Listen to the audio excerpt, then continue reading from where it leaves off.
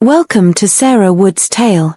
Where stories comes alive, please do well to hit that subscription button and turn on your notification bell for subsequent stories. The rain came down hard that night, the kind that beat the roof like angry fists. The sky was dark and restless, and thunder rolled over the quiet suburb of Grenell Estate. Michael drove slowly through the flooded street, his headlights cutting through the heavy rain. He hadn't told anyone he was coming home. After 6 months away working on a construction project in Dubai, all he wanted was to see his family's faces again, Laura's soft smile, Emily's laughter, and his mother's warm hug. He smiled as he turned into his compound. They'll be so surprised, he thought. He imagined Emily running toward him shouting, "Daddy! Daddy's home," and Grace, his mother, wiping her hands on her wrapper before saying, "Michael, my son, you didn't tell us you were coming." He parked and turned off the engine. The sound of the rain hitting the windshield faded, and an uneasy silence filled the air. Then he noticed something strange. The living room lights were off. The whole house was dark, except for the faint glow from a single bulb near the veranda. His brow furrowed. Maybe there's a power cut, he murmured to himself. He stepped out of the car, pulling his coat tighter against the cold wind. But as he walked toward the front steps, something caught his eye, 2 shapes on the floor near the door. At first, he thought it was trash or old rugs left outside. But when lightning flashed across the sky, his heart stopped. They were people. He froze. His throat tightened. The rain blurred his vision, but he could see enough. One was small, curled up like a ball, and the other was motionless, slumped against the wall. Jesus, no! Michael ran forward, his shoes splashing in muddy water. As he got closer, his heart broke into pieces. It was his mother, Grace, lying there with her arms wrapped around little Emily, both drenched, their clothes soaked through. "Mom! Emily!" he shouted, dropping to his knees. Emily's lips were pale blue. Her eyelids barely fluttered when he touched her cheek. Grace's skin was ice cold, her breathing shallow. He shook his mother gently. "Mom! Can you hear me?" No response. He turned to his daughter, his voice trembling. "Emily, baby, it's Daddy. Wake up, sweetheart." Emily's eyes flickered open for a moment, her voice weak like a whisper of wind. "Daddy, it's cold." Michael felt tears sting his eyes. "Oh God, who did this? Who left you out here?" He looked at the front door, locked. He banged on it with his fist. "Laura, open this door now." No answer. He reached for his keys, but his hands were shaking too badly. He fumbled and dropped them. Anger and panic surged through him. He stepped back and rammed his shoulder against the door once, twice, until the wooden frame gave way with a loud crack. He scooped Emily into his arms and carried her inside, rushing straight to the couch. Then he ran back and dragged his mother in too, laying her gently on the rug. Their clothes left puddles on the floor. The house was warm. The air smelled of fresh coffee and vanilla candles. The sharp contrast made him sick. How could someone be inside this warmth while his family froze outside? He turned toward the staircase. "Laura," he roared. "Where are you?" Upstairs, a light flicked on. He heard slow footsteps. Then she appeared, Laura, his wife of 10 years, her hair neatly wrapped in a silk scarf, wearing a cream-colored robe. She looked surprised, not scared. Not even guilty. Just inconvenienced. "Oh, you're home," she said flatly, holding a mug of tea. Michael's voice cracked with disbelief. "They were outside, Laura. My mother and our daughter were locked out in the rain." Laura blinked, as if trying to process it. "Well," she said finally, "maybe next time they'll learn to respect me." Michael stared at her, his mouth open. "Respect you? Are you out of your mind? They could have died." Laura set her cup down calmly. "Grace called me names again, Michael. She said I was useless. That I'm not a real wife. I asked her to leave my kitchen alone, and she refused. So I told her if she can't respect my home, she should stay outside. Emily followed her. That's her choice." Michael's hand clenched into a fist. His voice was low but full of rage. "You locked your mother-in-law and your daughter out during a storm because of a kitchen argument." Laura crossed her arms, defensive. "It wasn't just about the kitchen. You're never here, Michael. You don't know how she talks to me. You don't know what I've endured. Michael pointed toward the couch where Emily lay shivering. What she endured is almost dying because of you. Laura flinched at his tone but quickly hardened again. Don't you dare talk to me like that. I've kept this house running alone. Your mother doesn't respect boundaries, and you always take her side. Michael's voice broke. Boundaries? She's 70 years old, Laura, and Emily is a child. They're supposed to be safe here with you. For a moment, the only sound was the rain pounding outside. Grace's faint breathing filled the silence. Michael ran his hands through his wet hair, pacing back and forth. He turned sharply. Get blankets. Now. Call the doctor. Laura hesitated. At this hour? You're overreacting. Now, Laura, he barked. The sound of his voice made her jump. She turned and walked stiffly toward the linen closet. Michael knelt beside his mother again, tears mixing with the rainwater on his face. Mom, please, stay with me. Please. He rubbed her hands, trying to warm them, whispering, You'll be okay. You'll be okay. Emily coughed weakly, and Michael quickly covered her with a thick blanket. Sure, Daddy's here, he murmured. You're safe now. He looked up at the staircase. Laura stood there watching, her expression unreadable. Michael glared. Don't just stand there, Laura. Call the hospital. I said I'll handle it, she snapped. But she didn't move toward the phone. Michael grabbed his phone himself, dialing the emergency number with shaking hands. Yes, it's an emergency, he said breathlessly. 2 people, my mother and my daughter, they were outside in the cold for hours. Please send an ambulance to Grenell Estate, Block 7. As he hung up, Laura muttered under her breath, You always make me look like a monster. Michael turned slowly. You didn't need my help for that. The ambulance siren echoed through the street 20 minutes later. Michael held Emily close, whispering prayers, while the paramedics lifted Grace onto a stretcher. Her pulse is weak, one of them said quickly. We need to get her warmed up immediately. Michael followed them outside, shielding Emily's head from the rain. He turned once more toward the house, toward Laura, who stood at the door with her arms folded. You're not even coming, he asked, disbelief in his voice. Laura looked away. I'll wait here. I can't face your mother right now. Michael stared at her as if she were a stranger. She might not wake up, Laura. And you can still say that. Laura's eyes filled with tears, but she stayed silent.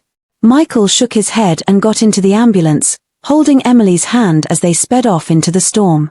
The hospital smelled of antiseptic and rain-soaked clothes. Michael paced the corridor outside the emergency ward, his heart pounding. Emily sat wrapped in a blanket, sipping hot chocolate the nurse had given her. Daddy, she whispered. He knelt beside her. Yes, sweetheart. Grandma tried to open the door, but it was locked. She knocked and knocked. Michael swallowed hard. I know, baby. You're safe now, okay? Emily's eyes welled up. Mommy said Grandma should sleep outside for a while because she was rude. But I didn't want to leave Grandma alone. Tears rolled down Michael's face before he could stop them. He hugged her tightly. You did the right thing, Emily. You stayed with Grandma. That's what good people do. After what felt like hours, the doctor came out. Mr. Carter? Michael jumped to his feet. Yes, that's me. How's my mother? She's stable for now. Hypothermia, but we got to her in time. She'll need rest and warmth for the next few days. Your daughter's fine, just mild cold and exhaustion. Michael exhaled, relief flooding through him. Thank you, doctor. Thank you so much. As the doctor left, Emily looked up at him and asked, Daddy, are we going back home now? Michael looked toward the window, where the rain still poured down. Not tonight, he said quietly. Not to that house. It was nearly midnight when Laura finally arrived at the hospital. She found Michael sitting beside his mother's bed, holding her hand. Grace was asleep, her breathing now steady, wrapped in thick hospital blankets. Laura's eyes were red, she had been crying. Michael, she began softly. He didn't look at her. What are you doing here? I came to see if she's okay.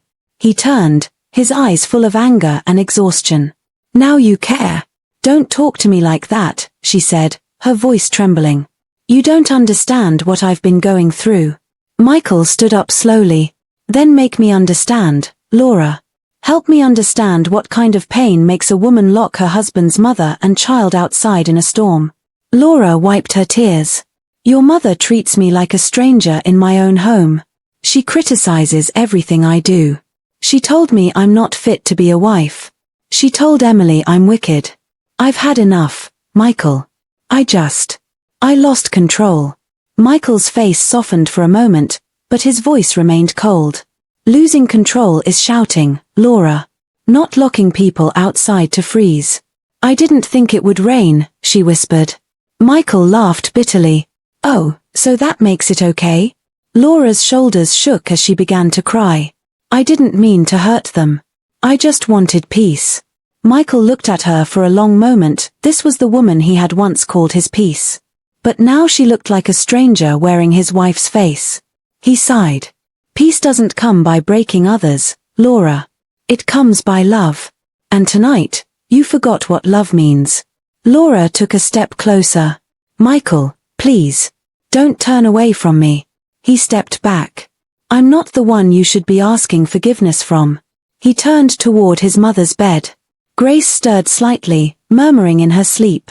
Michael reached out and adjusted her blanket. Laura whispered behind him, I made a mistake. He didn't answer. The silence between them felt colder than the rain outside. Hours passed. The sky began to brighten faintly with morning light. Emily slept curled up on the chair beside her grandmother. Michael sat by the window, staring out at the rain-soaked street below. Laura sat opposite him, silent, clutching her handbag tightly. Finally, she said quietly, I didn't think you'd come home tonight. Michael's voice was low. Neither did I. If I had known, she began. He interrupted sharply, would you have let them in then? Laura's lips trembled. You're making me sound like a monster. Michael looked at her. Laura, monsters don't always roar. Sometimes they whisper calmly while others freeze outside their door. Her eyes filled with tears again. What will you do now? He looked back at his mother and daughter. Right now, I'm just thanking God they're alive. The rest, we'll talk about later. Laura nodded slowly. I'll go home and clean up. Prepare something for when you return. Michael didn't respond. He simply turned back to the window, his reflection faint against the glass. Behind him, Laura hesitated, watching him for a moment, before quietly walking out of the room. The door closed softly. For the first time in years, Michael felt truly alone, not because he lacked a family, but because the one he had was breaking apart before his eyes. He looked back at Emily, sleeping peacefully beside Grace. He reached out and brushed a strand of hair from her face. We're going to be okay, he whispered. Daddy's here now. Outside, the rain finally stopped. But inside Michael's heart, a new storm was just beginning. The next morning, the rain had stopped, but the storm inside Michael's home was just beginning. The quiet street outside buzzed softly with neighbors whispering, peeking through half-drawn curtains as the news spread. Did you hear what happened at the Carters? The wife locked her mother-in-law and child outside in the rain. By noon, everyone in Grenell Estate had an opinion. Some blamed Grace, saying old women could be impossible to live with. Others shook their heads and said Laura had gone too far. Inside the house, silence ruled, heavy, painful silence. Michael stood by the window, staring at the garden. The once beautiful flowers his mother tended were now bent and broken by the storm. They looked like his family, damaged by something that should never have happened. He heard Laura's soft footsteps behind him. Michael, she said quietly, can we talk? He didn't turn around. Talk about what, Laura? About how you almost killed my mother and daughter last night. Laura's voice cracked. Please, don't say that. I didn't mean for it to go that far. He turned sharply. His eyes were red from exhaustion and anger. Didn't mean it. You locked the door, Laura. You watched them outside. What did you think would happen in that storm? That they'd just politely wait for you to open it? Tears welled in Laura's eyes. You don't understand. You never do. Your mother, she's been making my life miserable for years. Michael frowned. Miserable? She's 70 years old. What could she possibly do to you? Laura threw her hands up, frustrated. Everything. She criticizes how I cook, how I clean, how I raise Emily. She goes behind my back and tells the housemaid to redo things I've already done. She says I'm not respectful, that I talk too much, that I'm not like your late father's wife. Michael rubbed his temples. Laura, that's how mothers can be sometimes. She's old-fashioned. You know that. Laura laughed bitterly. You're defending her again. Just like always. You never stand up for me. I don't stand up for you because you're wrong, Laura, he shouted, his voice echoing through the empty living room. This isn't about who cooks or who cleans. You locked my mother out in the cold. You locked out our child. Laura broke down, her tears falling freely now. I didn't mean to hurt Emily. She followed her grandmother. I didn't tell her to go. Michael stared at her, disgusted. You could have opened the door, Laura. At any moment, you could have opened that door. Laura looked away, unable to meet his eyes. Michael's phone rang, it was the hospital. He picked it up quickly. Hello. Yes, this is Michael Carter. He listened for a few seconds, relief softening his face. Thank God. Yes, we'll be there soon. He hung up and looked at Laura. Grace is awake. Laura swallowed. Can I come with you? Michael hesitated. He wanted to say no, but something in her trembling voice stopped him. Fine. But you'll stay quiet. I don't want another scene. They drove in silence. The car was filled with the heavy sound of unspoken words. Laura kept glancing at him, hoping he'd say something. But he didn't. His jaw was clenched, his hands gripping the steering wheel tightly. At the hospital, they found Grace sitting up in bed, pale but alert. Emily sat beside her, drawing on a notepad with crayons the nurse had given her. Mom, Michael said softly, walking in. How are you feeling? Grace smiled faintly. Alive. Thanks to you, my son. Emily jumped off the chair. Daddy. Grandma had hot tea. She's feeling better now. Michael picked her up and kissed her forehead. That's good, sweetheart. Laura lingered by the doorway, unsure if she should step closer. When Grace's eyes fell on her, the room went cold again. You came, Grace said quietly. Laura nodded, eyes lowered. I had to see how you're doing. Grace's lips tightened. Now you care about how I'm doing. Mom, please, Michael said gently, sitting down beside her. Let's not fight right now. You need rest. Grace looked at her son, her eyes filled with pain. I don't hate her, Michael. But what she did. I can't forget it. Laura stepped closer, her voice trembling. I made a mistake. I was angry. You said things that hurt me too. Grace's eyes glistened. You think words justify locking an old woman and a child outside. What if I had died, Laura? What if Emily had died? Laura burst into tears. I know, okay? I wasn't thinking clearly. I'm sorry. Grace looked away. Sometimes sorry comes too late. Michael stood up. That's enough, both of you. We'll talk later. He took Laura by the arm and led her out into the corridor. Outside the ward, Laura covered her face, crying quietly. She'll never forgive me. Michael looked at her, his anger softening a little. Maybe not today. But you need to earn that forgiveness, Laura. Not with words, but with how you live from now on. I will, she whispered. I promise. That evening, when they returned home, two neighbors, Mr. and Mrs. Johnson, were waiting by the gate. Mrs. Johnson gave Laura a long, judgmental look. Michael, we heard what happened, she said softly. We thank God your mother and daughter are okay. Michael nodded. Thank you. Mr. Johnson sighed. People should be careful how they treat their elders. This world is round. Laura flushed with embarrassment. I don't need your judgment, please. Mrs. Johnson crossed her arms. No one's judging, dear. We're just saying some mistakes can't be undone. Michael quickly opened the gate and guided Laura inside before the neighbors said more. Inside, he dropped his car keys on the table and exhaled deeply. The house suddenly felt different, heavy, tainted, and sad. Laura went upstairs silently. Michael remained in the living room, staring at the broken front door. Rain had warped the wood. It would never close properly again. He thought bitterly, just like us. That night, he lay awake for hours, torn between love and anger, between the woman who gave him life and the woman he once promised to love forever. 2 days later, Grace was moved out of the emergency ward into a private room. Emily stayed by her side, refusing to leave. The nurses adored her. She was polite, talkative, and innocent, a bright light in the gloomy hospital. One afternoon, while Michael was out getting lunch and Laura waited in the car, a nurse sat beside Emily as she colored quietly. "That's a beautiful drawing," the nurse said warmly. "Who's that in the picture?" Emily smiled shyly. "That's Grandma and me. We were sitting outside before Daddy came home." The nurse paused, curious. "Oh, you were outside for a long time, weren't you?" Emily nodded, still drawing. "It was raining. Grandma said we should wait for Mommy to open the door.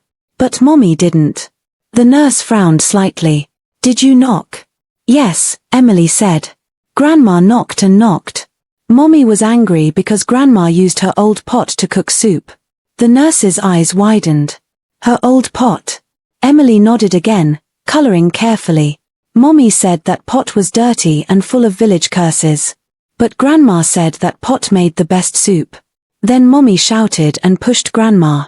Grandma fell, and Mommy said she should cook outside if she loves her pot so much. Then she locked the door." The nurse froze for a moment, shocked. "She pushed her?" Emily looked up innocently. "Yes. Grandma fell near the door. I tried to open it, but Mommy shouted at me to move away. So I went to sit beside Grandma. Then it started raining." The nurse's eyes filled with tears. She looked at Grace, who was dozing on the bed, then back at Emily. "You're a brave little girl," she whispered. "Very brave." When Michael returned, the nurse pulled him aside quietly. "Mr. Carter, can I talk to you privately?" "Yes, of course. Is everything okay?" The nurse hesitated, glancing at the little girl. "Your daughter told me something. Something about what happened that night." Michael's chest tightened. "What did she say?" "She said your wife pushed your mother after an argument. That the whole thing started over a pot." Michael stared at her, disbelief and rage washing over him. "A pot?" The nurse nodded. "Apparently, your mother used an old cooking pot that your wife didn't like. I think you need to talk to your daughter directly." Michael walked back into the room, his jaw tight. He sat beside Emily. "Sweetheart," he said gently, "can you tell Daddy what happened that night?" Emily looked nervous. "Am I in trouble?" He smiled weakly. "No, baby. Daddy just wants to understand." She hesitated, then whispered, "Mommy got angry. Grandma cooked soup with her old pot, and Mommy said it was disgusting. Grandma said that pot was older than Daddy, and it still worked fine. Then Mommy shouted that Grandma is dirty. Grandma said Mommy has no respect." Michael's hands trembled slightly. "And then?" Emily's eyes filled with tears. "Mommy pushed Grandma. She fell down. Then Mommy told us to stay outside and locked the door." Michael felt a burning sensation rise in his chest. He stood up and walked out of the room, breathing heavily. When Laura came into the hospital to bring food, he met her by the entrance. His face was pale with fury. "What is it?" Laura asked, sensing the tension. He looked at her, his voice low and sharp. "You pushed her." Laura blinked. "What are you talking about?" "Emily told me everything. You pushed my mother to the floor and locked her out over a pot." "A pot, Laura." Laura's lips trembled. "She's lying, she's just a child. You know how kids imagine things." Michael's voice rose. "Don't you dare call my daughter a liar. She saw what you did." Tears filled Laura's eyes. "Michael, listen to me. I didn't push her hard. She was shouting at me, saying I'm cursed, saying I'll never be a real woman because I couldn't give you children for years. You know how she gets." Michael took a step back, shocked. "So this is revenge? Because of something she said years ago?" Laura's voice broke. You don't know what it's like to be insulted every day in your own home. She called me barren, worthless. She said Emily was God's pity gift to me. I snapped. Michael closed his eyes, tears of anger and sorrow mixing. So you decided to punish her with cold rain and darkness. To let your anger speak louder than your conscience. Laura covered her face, sobbing. I didn't mean to hurt anyone, Michael. I was angry. I just wanted respect. Michael looked at her, his heart breaking. Respect isn't demanded, Laura. It's earned. And right now, you've lost every ounce of mine. He turned and walked away, leaving her standing in the hallway, crying silently as people stared. That night, Michael sat by his mother's bedside. Grace was awake, watching him quietly. She told you, didn't she? Grace asked softly. Michael nodded. Emily did. Grace sighed. I knew she'd tell the truth. She's a good child. Michael's voice was heavy. Why didn't you tell me earlier, Mom? Grace smiled sadly. Because I didn't want to ruin your marriage. You love her. I see it. But she's lost her way. Michael looked at his mother, guilt washing over him. Maybe I lost mine too. I should have seen it coming. The anger, the tension. I kept pretending everything was fine. Grace reached out and touched his hand. You did your best. But sometimes, love isn't enough when pride takes root. He nodded, tears filling his eyes. What do I do now? Grace looked toward the window. Pray. Then decide if your home can still be saved. Michael sat there in silence, listening to the steady rhythm of the rain outside, softer now, almost forgiving. But in his heart, the thunder still raged. The house felt heavier than ever before. The quietness was not peace, it was guilt, anger, and confusion hanging in the air. Michael sat on the couch, his elbows on his knees, his mind racing. The rhythmic ticking of the clock seemed louder than usual. It had been 3 days since the incident. Grace and Emily were still in the hospital, recovering slowly. Laura had been quiet too quiet. She barely spoke to him, moving around the house with forced calmness. Michael's phone buzzed. It was a message from the family doctor. Your mother's temperature is stable now, and Emily's breathing is normal. But emotionally, they're still shaken. Michael sighed in relief, but his heart still ached. Something deep inside told him this wasn't just a one-time mistake. He couldn't shake off the thought that Laura's cruelty didn't happen overnight. He stood up and called the maid, Ruth, who had worked with the family for nearly 5 years. Ruth, he said, his voice low, I want you to be honest with me. No hiding anything. Ruth hesitated. Her eyes darted toward the stairs where Laura had gone up minutes earlier. Sir, please. I don't want to cause trouble. There's already trouble, Michael said firmly. My mother and my daughter almost died. Tell me the truth. Ruth's lips trembled. She wiped her hands on her apron and looked at him. Sir, Madam. Madam has not been kind to Madam Grace for a long time. Michael's heart sank. What do you mean? Ruth hesitated again, then began, when you travel, sir, she locks Madam Grace out on the veranda when she is angry. Sometimes for hours. She also hides food. There were nights when Grandma slept without eating. Michael's jaw tightened. Why didn't you tell me? I wanted to, sir, but Madam threatened to fire me if I ever spoke. She said it was family business. He clenched his fists. And Emily? Was she there? Ruth nodded slowly. Yes, sir. The little girl cried many nights. She used to sneak food to her grandmother's room. Michael's chest tightened with rage. How long has this been happening? Almost a year now, Ruth whispered. Since after you went to Ghana for your new project. Michael felt dizzy. He walked to the dining table and sat down, rubbing his temples. Everything began to make sense, the tension at home, the quiet arguments, the way his mother always looked smaller, sadder. He needed proof. He needed to see it himself. Later that night, when Laura went to take a shower, Michael quietly searched her study. It was neat and organized, but something about the drawers caught his attention. He pulled one open and froze. Inside were credit card statements and receipts, designer clothes, jewelry, luxury spa bills. all charged to his joint account. His throat tightened. He flipped through them, his eyes widening. Thousands of dollars spent in just a few months. Then, beneath the pile, he found something else, printed text messages. Laura, you make me feel alive again. Michael is too plain, too dull. Unknown number, leave him, Laura.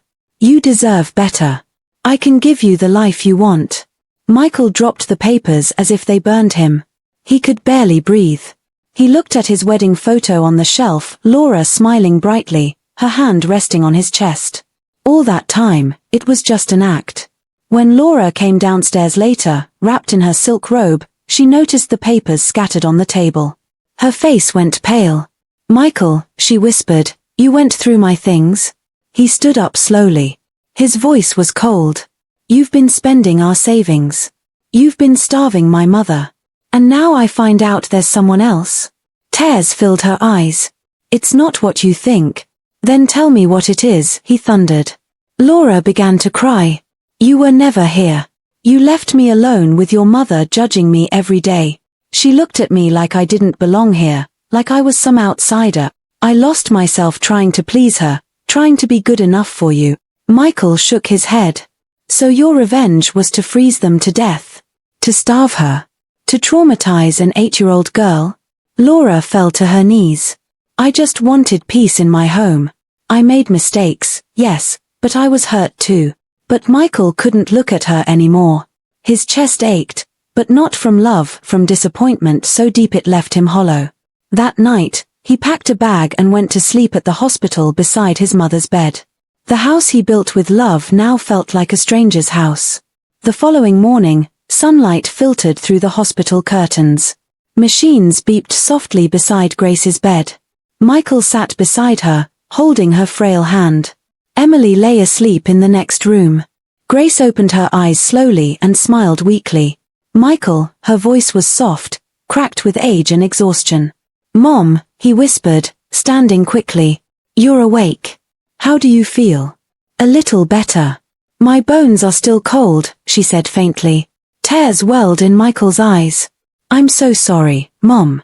I should never have left you alone with her. Grace squeezed his hand.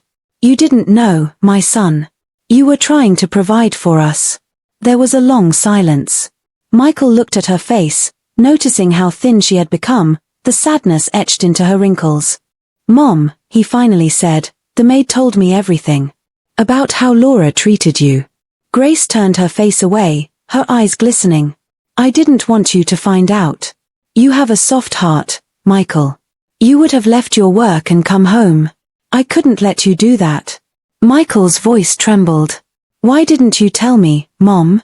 Why did you suffer in silence? Grace smiled faintly. Because I wanted Emily to have both parents under one roof. I thought, if I endured a little more, maybe Laura would change. Maybe she'd remember the woman she used to be when you married her. She paused, tears sliding down her cheeks. But she only grew colder. One day, she even tried to send me to an old-age home. She said I was too much of a burden. I begged her to let me stay. I told her Emily needed to know where she came from, to know her roots, her grandmother's love. Michael's chest tightened. She tried to send you away. Grace nodded weakly. She said the house wasn't big enough for 2 queens. Michael turned his face away, trying to hide his tears. I trusted her, Mom. I thought she was taking care of you. Grace reached out with trembling fingers and touched his hand. You're a good man, my son. You always have been. You saw love in everyone, even when they didn't deserve it. He broke down then, falling to his knees beside her bed, his head in her lap. I failed you. I failed Emily. I failed this home. Grace stroked his hair gently, her eyes soft and forgiving. No, Michael. You didn't fail. Evil hides in plain sight sometimes. You can't blame yourself for not seeing what was done in the dark. He looked up, his face streaked with tears. But I should have known. I should have come home more often. Grace smiled sadly. Life pulls us in many directions, son. But what matters is what you do now. Michael took a deep breath. I don't even know where to begin. I can't look at Laura the same way. And Emily, She's scared to go home. Grace nodded slowly. Then maybe it's time to rebuild not the house, but the family. Start again with truth. Sometimes, to protect love, you must remove what poisons it. Michael felt those words pierce his heart. He held her hand tightly. I promise, Mom. I won't let her hurt you again. Or Emily. Never again. Grace's eyes softened. That's all I need to hear. For a long while, they sat in silence, just holding hands, mother and son, both broken but breathing, both clinging to the small hope that maybe this wasn't the end of their story. Later that evening, Emily woke up and saw her father sitting beside her bed. Daddy, she whispered, is Grandma okay? He smiled faintly. She's going to be fine, sweetheart. Are we going home soon? She asked nervously. Michael hesitated. Not yet, my angel. We'll stay here a little while longer. Daddy needs to fix some things first. Emily looked down, her small hands fiddling with her hospital blanket. I don't want to go back to that house, Daddy. Mommy gets angry there. Michael's throat tightened. You don't have to go back if you don't want to, baby. I'll keep you safe. I promise. She nodded slowly, tears filling her eyes. Grandma said love means never locking someone outside. Is that true? Michael hugged her tightly, his heart breaking all over again. Yes, Emily. That's true. Love means opening the door, always. As he held his daughter close, Michael realized the truth. The home he once thought was strong was built on cracks of silence. But now, the truth was out. And maybe, just maybe, they could start again, not with walls and furniture, but with warmth, forgiveness, and courage to walk away from what hurt them. The news spread faster than wildfire. By the end of the week, everyone in the neighborhood knew what Laura had done. Some spoke in hushed tones at the supermarket, others whispered openly at the church gates. She locked her own mother-in-law and daughter outside, one woman said to another. Heartless, replied the other. I heard the little girl almost froze to death. Laura could feel the stares wherever she went. Even her closest friends began to distance themselves. Her phone, once full of cheerful group chats and dinner invitations, was now silent. She sat in her living room one afternoon, scrolling through her contacts. She dialed Sandra, her best friend since college. Hey, it's me, Laura began weakly. There was a pause on the other end. Laura. I can't talk right now. Please, Sandra. I just need someone to talk to. Everyone's treating me like I'm a monster. Sandra sighed. You did something horrible, Laura. I don't know what you expected people to say. It's hard to defend. Laura felt her throat tighten. I didn't mean to hurt them. I just wanted them to respect me. Grace always talked down to me, she made me feel small in my own house. Sandra's voice was quiet. Maybe so, but you crossed a line. I think you need help, Laura, real help. Laura's voice trembled. You think I'm crazy too? I didn't say that, Sandra replied gently. I just think, maybe you need to talk to someone. A counselor. Or maybe even your husband, if he'll listen. But Michael wasn't picking her calls. He had blocked her number. The silence from him hurt more than the gossip of the world. For the first time, Laura felt truly alone. That evening, she sat by the window, staring at the empty driveway. Her once perfect home now felt like a prison, too quiet, too cold. She looked at the family portrait hanging above the fireplace, Michael's proud smile, Emily's toothy grin, her own confident gaze. Now, all of it felt fake. As she sat there, Ruth quietly entered the room, carrying a tray of tea. Madam, you should eat something, Ruth said softly. Laura turned to her, eyes red from crying. Ruth, do you think I'm a bad person? Ruth hesitated. She looked down at her feet. I think, you let your pain control you, Pain makes people do things they never thought they would. Laura's lips trembled. I didn't want to hurt Grace. I swear I didn't. She kept acting like she was the queen of this house, giving orders, criticizing everything I did. I just wanted her to feel what I felt, powerless. Tears rolled down her cheeks. But I went too far. I didn't know it would get that cold. I just wanted her to learn a lesson. Ruth said nothing, only watched as Laura broke down. Laura continued, her voice shaking. You know what the worst part is? I hated her not because she was mean to me, but because Michael loved her more than he ever loved me. She was always the one he listened to, the one whose words mattered. I was just second. She buried her face in her hands and sobbed. I wanted to be his everything. But he always ran to her. Ruth placed the tray gently on the table and whispered, maybe now, madam, you should stop fighting for control and start fighting for peace. Laura looked up at her, eyes swollen. Peace? How do I find peace when I've lost everything? Ruth hesitated before answering softly, you start by saying sorry and meaning it. That night, Laura walked into her bedroom and opened the drawer where she kept a framed photo of Michael and Emily. She traced their faces with her fingers. For the first time in years, she prayed. Her words came out broken. God, I don't know who I am anymore. I've hurt them all. Please, show me how to make it right. As the night deepened, tears soaked her pillow. Laura's pride, the very thing that had destroyed her, finally began to crumble. 2 weeks later, the house felt empty. Michael had moved out with Emily and was staying with his cousin. Grace remained in the hospital, slowly regaining her strength. Michael's lawyer had sent the divorce papers. It was final, he couldn't live with Laura anymore. When Laura received the documents, she sat on the floor of the living room and stared at them for a long time. The sound of her pen scratching against the paper as she signed her name was like the final nail in her marriage's coffin. But the real blow came when she learned that the court had granted full custody of Emily to Michael. She had expected that, somehow, she'd still be allowed to see her daughter, supervised visits, maybe. But the court's ruling was clear. Custody to the father, due to emotional trauma caused by the mother's negligence. Laura's world shattered. She screamed, ripping the papers apart, tears blurring her vision. She's my daughter, she cried. They can't take her from me. Her lawyer tried to calm her. Laura, please. The judge considered the incident serious. They believe Emily's safety is better with her father for now. For now. Laura repeated bitterly. They act like I'm a monster. I gave birth to that child. I carried her. But there was no changing it. The damage was done. Days later, unable to contain her pain, Laura drove to the hospital. She didn't care about court orders or what anyone thought. She just wanted to see them, to explain, to beg.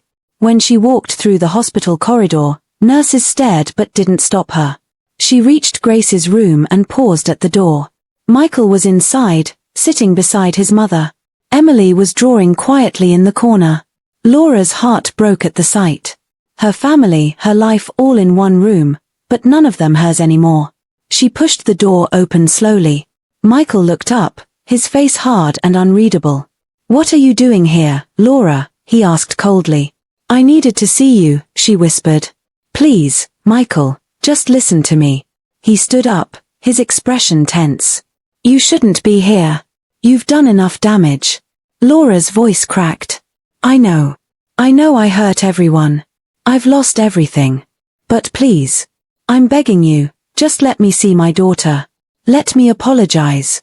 Emily froze at the sound of her mother's voice. She looked up, uncertain, then hid behind her father's leg. The sight broke Laura completely. Emily, sweetheart, it's Mommy. Please don't be afraid. Emily said nothing. She clung tighter to her father's hand. Laura fell to her knees, sobbing. Michael, I never wanted this. I let anger control me. I hated your mother because she was everything I couldn't be: wise, respected, loved. I let jealousy eat me alive. But please, don't take Emily away from me. She's all I have left. For a long moment, no one spoke. The only sound was Laura's broken crying. Then Grace, who had been silent all this time, slowly sat up in her bed. Michael, she said softly, her voice weak but firm. Let her speak. Michael turned to her, surprised. Mom, she doesn't deserve. Let her speak, Grace repeated. Laura looked up at her, tears streaming down her face. Mama Grace. I'm sorry. For everything. I was cruel to you. You didn't deserve any of it. I thought you were trying to take my husband from me, but you were only trying to hold our family together. Grace nodded slowly, her eyes filled with pain and compassion. You were wrong, Laura. You let your fear of losing love destroy the love you already had. But I believe people can change if they truly want to. Laura's lips trembled. I'll do anything to fix this. Grace looked at her son. Michael, forgive her. Michael frowned, taken aback. Mom, after everything she's done? Grace nodded gently. Yes. Forgive her. Not because she deserves it, but because Emily needs it. Don't let your daughter grow up without her mother. I lost my husband young. I know what it's like to raise a child in pain. Don't let that be her story too. Michael looked at his mother for a long moment, torn between anger and sorrow. Then he looked at Laura, broken, shaking, but truly repentant. Finally, he sighed deeply. I can't forget what you did, Laura. But for Emily's sake, maybe I can try to forgive you. It will take time, a lot of time. Laura nodded, crying harder. Thank you. That's all I ask. He looked down at Emily. Sweetheart, do you want to say something to Mommy? Emily peeked from behind him. She hesitated, then whispered, Mommy, don't lock Grandma out again. Laura choked back a sob. Never again, my darling. I promise. Grace smiled faintly and whispered, then maybe this family still has hope. In that moment, the air in the room seemed lighter, fragile, but lighter. There were still deep wounds, but at least now there was also truth. As Laura stood and reached for Emily's hand, the little girl allowed her to hold it for the first time in weeks. Michael watched them silently. Grace closed her eyes and whispered a silent prayer for healing, for forgiveness, and for a new beginning born out of pain. The days after the hospital confrontation were heavy and quiet. Laura's apology had shaken everyone, but guilt didn't fade overnight. She lived alone now, in a small rented apartment on the edge of town. The house that used to echo with laughter and footsteps now felt like a memory that haunted her. Each morning, she sat by the window, staring at nothing. Her meals went untouched. The air was filled with silence, except for the ticking of the wall clock. She had lost everything, her husband, her daughter, her reputation. But the worst loss was herself. One evening, as rain began to fall outside, Laura sat at her dining table with a bottle of pills in front of her. The television in the background played softly a children's cartoon that reminded her painfully of Emily's laughter. She whispered to herself, I can't do this anymore. Her tears blurred her vision. She picked up the bottle and shook it, her hands trembling. Then, suddenly, her phone buzzed. It was a message from an unknown number. You're not alone. There's still a way back if you want it. There was no name, no number saved, but she knew that message could only be from one person, Grace. Laura broke down completely. She dropped the pills, crying so hard her whole body shook. Why does she still care? She whispered. After everything I did. Hours later, she was found unconscious on her floor by the building's caretaker, who had heard her crying through the walls. She was rushed to the hospital. The doctors said she had overdosed but would survive. When Laura woke up, her throat dry and her head pounding, she found Grace sitting quietly beside her bed. Why are you here? Laura whispered weakly, shame filling her voice. Grace's eyes were gentle. Because you're still part of this family, Laura. And because no one deserves to die alone.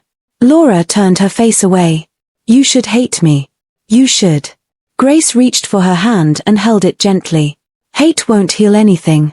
I forgave you the moment I saw how broken you were. What you did was terrible, yes.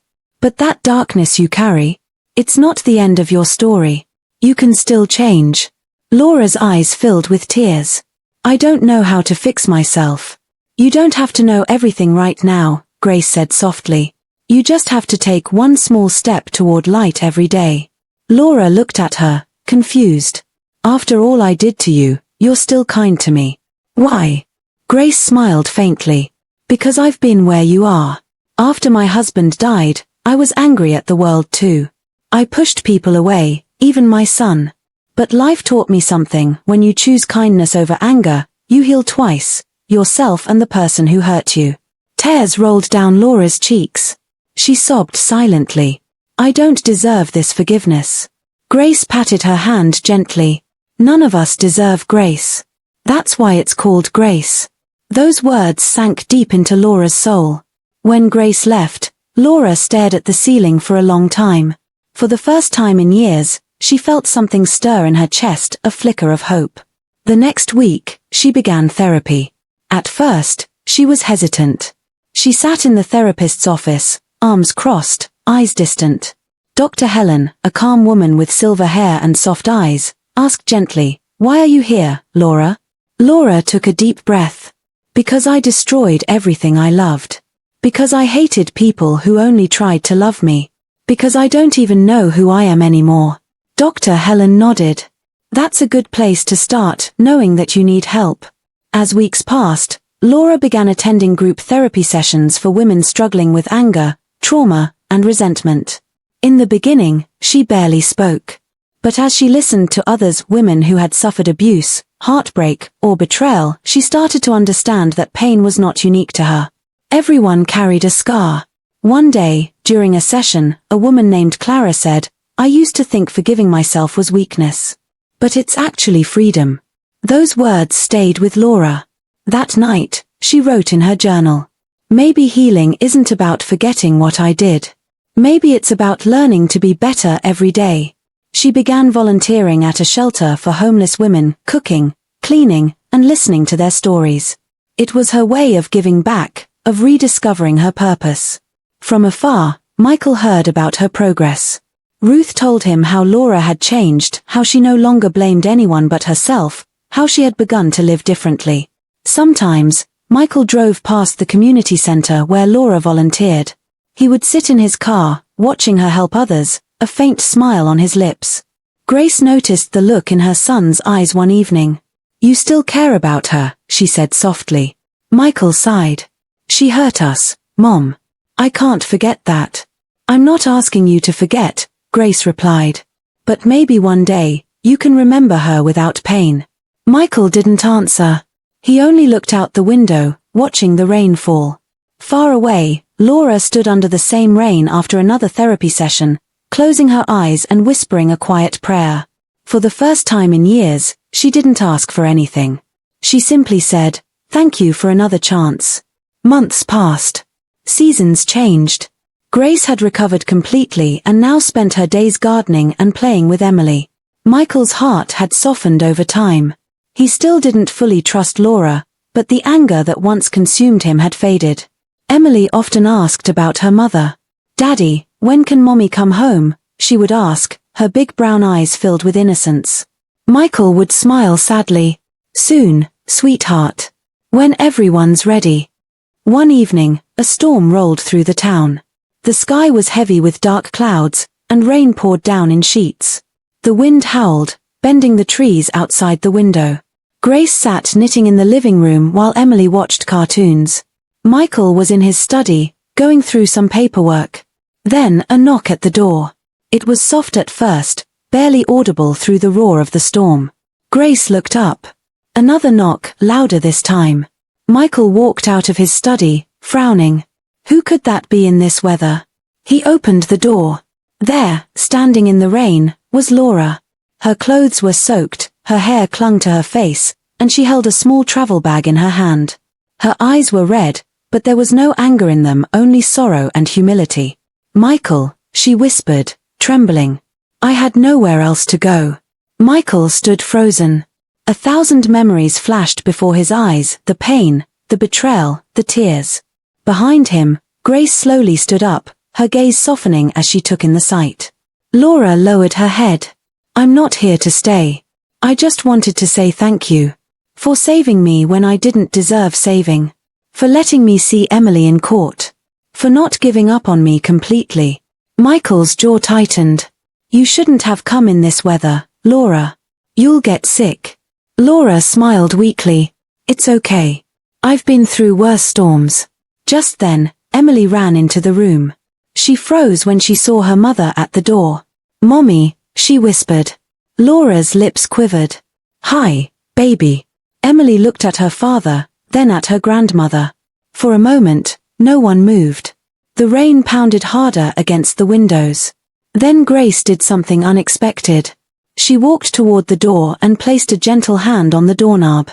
Her voice was calm, warm, and full of meaning. "No one should be left outside again," she said softly. She pulled the door open wider. Laura covered her mouth, tears spilling down her cheeks. She stepped inside hesitantly, her body trembling. Michael watched silently, unsure what to do. But when Emily ran forward and wrapped her little arms around her mother, he felt something inside him break, not in pain, but in release. Laura knelt down, holding her daughter tightly. "I've missed you so much, my baby. Mommy's sorry. So sorry." Emily smiled through tears. "Grandma said forgiveness makes your heart warm again." Laura laughed weakly, still crying. "She's right." Grace placed a blanket around Laura's shoulders and guided her to the couch. "Sit down, dear. You're home now, at least for tonight." Michael stood by the fireplace, watching the two women who had once been at war sit side by side. The tension in the room faded slowly, replaced by quiet peace. Laura turned to Michael. "I don't expect you to take me back," she said softly. "I just wanted to make things right, even if it's just once." Michael looked at her, his voice gentle. "Maybe this isn't the end, Laura. Maybe it's the beginning of something new, something better." Grace smiled faintly, her eyes glistening. "Every storm ends, my children. The question is, what do we build after it?" Laura nodded, tears falling silently.